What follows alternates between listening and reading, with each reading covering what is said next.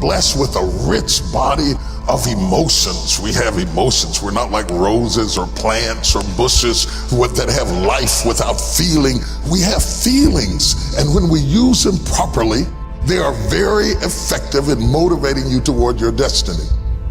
I want you to be clear and understanding that purpose and passion are interconnected. Unfortunately, we live in a crazy world that we're busy all the time and everything's fast, and we are losing touch with who we are, our inner sense of passion. But it is your passion that empowers you to be able to do that thing you were created to do.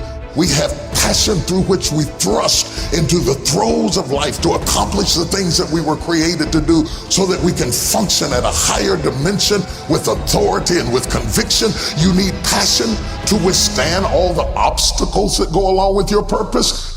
Just because you're living on purpose doesn't mean you're going to have problems. You're going to need thrust to be able to get up off the ground and to step into the field of your dreams. Even if you have not landed on the thing, at least get in the territory of the thing you are dreaming to do and that you hope to accomplish to do. And through that passion, you're able to ignite things you have never ignited before. I hear you, I hear you, I hear you. You're saying, I don't feel a thing. All of us go through times that we don't feel anything at all. But in order to ignite passion again, you have to be exposed. Get out of the boat, Peter. Walk on the water. Go do something you've never done before. Get involved. Get connected. Because when you are exposed, you see that there are more options than your contemporary situation at any age. That's the good news about it. You don't have to be cute. You don't have to be pretty. You don't have to be a size 3. You don't have to be a blonde or brunette. You don't have to be 20 or 50. At any age, you can still ignite your purpose through finding your passion. That's good news. What then do we do with the lulls in life? The dark shadows in life. We all have them. The secret pains and burdens that we have in life. Are they in fact distractions from our purpose? Absolutely not. I have never seen anybody who did extraordinary feats that didn't have extraordinary issues. It is the passion that gives you the power you need, but it is the pain from which you have the conviction about it.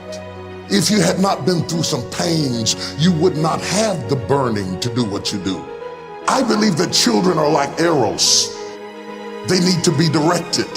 You aim them at the thing you want them to hit, but you don't push an arrow, you pull it away from it. And it is the digression that causes the progression. If your life has been tough and it's been hard and you had to pull yourself up by your bootstraps and your childhood wasn't so good, guess what? That was just the arrow being pulled back so that when you are released, you can thrust after the thing you're after. So you don't have to grieve over what you didn't get and what didn't happen and how you were treated and who didn't raise you and who didn't love you. You don't have to grieve about it at all. Once you understand, the greater the digression, the stronger the progression. If Nelson Mandela had not been incarcerated, had not been mistreated, had not been ostracized, he would not have the passion to do what he does. If Oprah Winfrey had not gone through the things that she had gone through, she would not be so committed to making sure that everybody finds their purpose and finds their dream and everybody gets healed and everybody's okay. I'm telling you, what you think is working against you is actually working for you. My challenge in our generation is that gradually through entertainment, through television, through media, through every way possible, we are living in a generation of the dumbing down of ideas. Because we have traded effectiveness for busyness. Statistics say we are busier than any other generation we have seen in the last 300 to 400 years. We are so busy. We are busier than a one-arm wallpaper hanger. We're just busy. We are just as busy as we can be. And we think because we're busy, we're effective. But I want you to challenge your schedule for a minute and ask yourself, Are you really being effective?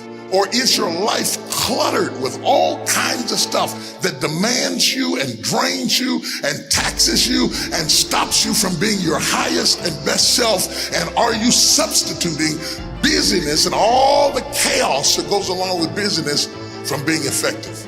Let me tell you, a bunch of scientists got together, they began to do some research, and they begin to determine that 80% of the things we do are busy things that we do in an area that is not effective, that the average person only spends 20% of their time doing the thing that they are really gifted at, created at, passionate about, excited to do, and the rest of it is all the dismal, dumb stuff that we all have to do in order to survive. Just crazy stuff that we're doing.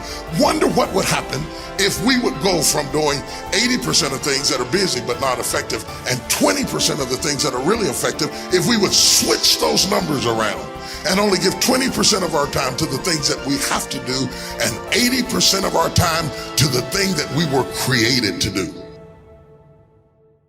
Wonder what would happen to your life. Now think about it a minute. There's a lot of things you could take from me and I could make it. You could take my suit, I got another one. You could take my car, I could get another one. You could take my house, I could get another house. But when you take my time, you have taken something from me that is totally irreplaceable. We take all kind of classes for money management. We know how to manage our money. We know how to repair our houses. We're working on our hair and our bodies and all of this kind of stuff. We do everything except the most important thing is to value our time. It takes time to be creative. You were meant to be creative. You were created in the likeness and the image of a creator, and in that likeness and in that image, you have creativity.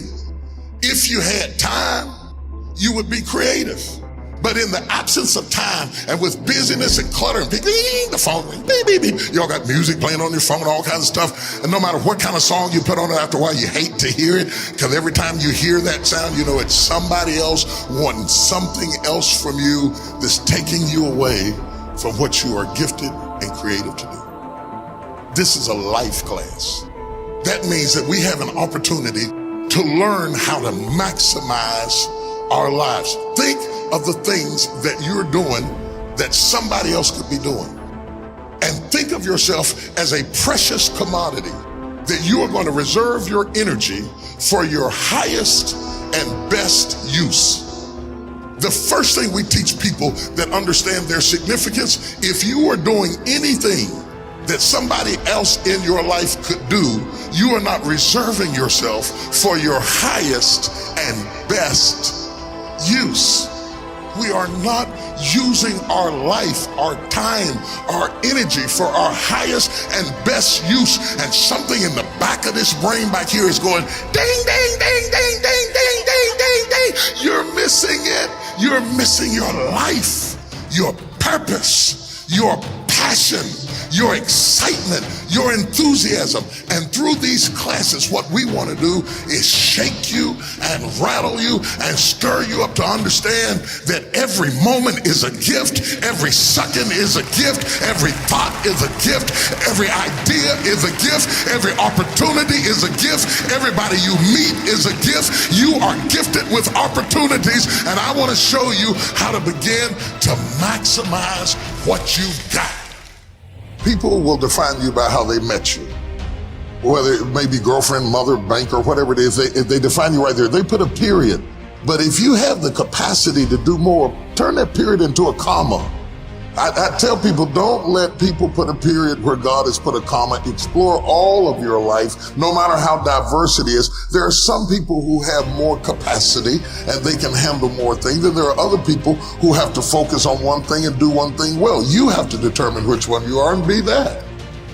Now, a lot of people don't know how to get over the past. They don't know how to forgive. They confuse forgiving with forgetting. You don't have to forget it to forgive it. They need to also realize that forgiveness is a gift you give yourself. It does not exonerate the perpetrator. It doesn't mean that they weren't wrong. It just means that I'm not going to be tied to what they did the rest of my life.